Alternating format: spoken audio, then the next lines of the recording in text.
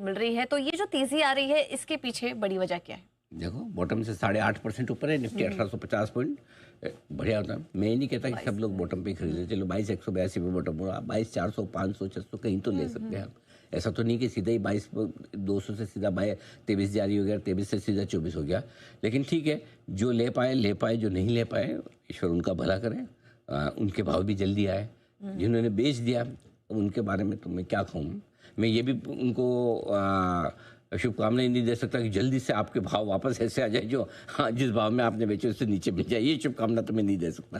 क्योंकि करोड़ों इन्वेस्टर ऐसे हमारे दर्शक हैं जिनको शुभकामनाएं ऊपर जाने की चाहिए, नीचे वाली नहीं चाहिए। तो वो तो मैं नहीं दूंगा कि वापस से आपके भाव जल्दी आ जाए 22,182 वाले, वो नहीं दूंगा मैं। देखो जो मेरा मन नहीं मानता, मैं यही कहूँगा कि अगर आपके पास जो कुछ बचा है, और नहीं तो अभी भी पैसा लगा लेंगे तो आपका व्यू 1 साल 2 साल 3 साल का तो बन जाएगा। 24,000 से भी बन जाएगा। 24,000 है, 26,000 नहीं है। ऑफकोर्स 22,000 नहीं है, लेकिन जब 22 था तब भी नहीं लगा पाए, 24 में भी नहीं लगा पाए, और फिर वापस आप 26 में ही जाके लगाएंगे, फिर कहेंगे। हालांकि वो तो अलग बात है, 26,200 400 पे भी हमने कहा कि 16 महीने में 3 बार 26,200 400 की रेंज में पहुंचा और वहाँ से घूम रहा है। वो अभी किसी को याद नहीं रहता। कई बार हमको इसलिए भी प्रोमो चलाना पड़ता है कि याद रहे। बट एनीवे, चलिए आइए, आपने तेजी की बात की तो एफआईएस की बिकवाली घटने का असर साफ दिख रहा है बाजार में, नंबर 1। नंबर 2, ग्लोबल मार्केट्स में मजबूती है। नंबर 3, फेस टू फेस बातचीत के लिए अमेरिका ईरान तैयार है, जो कल होने वाली है। कच्चे तेल में बढ़त थोड़ी सी थमती हुई दिख रही है, सुस्त है। मैं ये नहीं कहूँगा गिर गया, सुस्त है। शर्तों के साथ लेबनान से बातचीत को इजराइल तैयार है। मिड कैप स्मॉल कैप की मजबूती से सेंटीमेंट थोड़ा बेहतर होता दिख रहा है। क्या होता है कि वो कहते हैं कि तुम्हारा वाला शेयर तो चल रहा है, मेरा वाला नहीं चल रहा।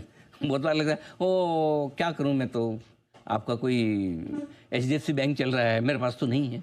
हालांकि वो तो हमने बहुत बार बोला HDFC बैंक लो। वो एक मैं एग्जांपल दे रहा हूँ कि SBI चल रहा है, HDFC बैंक चल रहा है, ICICI चल रहा है, तो हमारे पास होते ही नहीं है।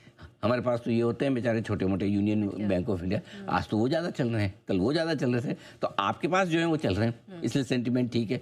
सही समय पर बैंक निफ्टी ने फिर से लीडरशिप ले ली, क्योंकि आज IT घटा है तो बैंक की लीडरशिप आ गई, तो वो अच्छा काम हो गया।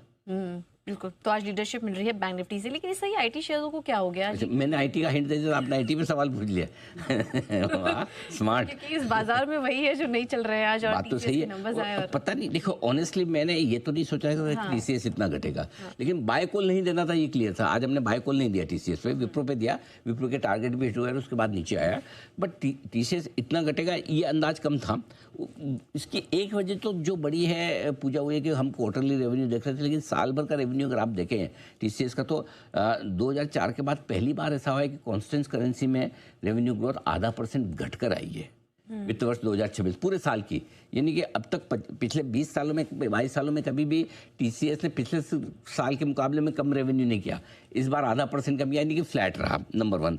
नंबर 2 रीजन जो है कि नतीजों के पहले IT दौड़ चुका था। आज सुबह मैंने ये बात की, एक हफ्ते में 5.5% बढ़ा हुआ है, लो से 11% बढ़ा हुआ है। IT इंडेक्स भी, हम तो बहुत पहले से IT इंडेक्स पे बुलिश हो चुके थे, तो इसलिए आज हम वेट एंड वॉच वाले मूड में थे कि TCS हम लेंगे नहीं, देखते हैं सपोर्ट लेवल पे आने चाहिए। लेकिन ज़्यादा ही गया, TCS नीचे से 10%, IT 11.5% दौड़ चुका है, इसलिए प्रॉफिट बुकिंग आती दिखी है। दूसरी कारण ये होगी कि बड़े, तीसरी कारण एक और है कि देखिए जब बाजार खराब था, युद्ध का टाइम था, तब सपोर्ट कौन दे रहा था?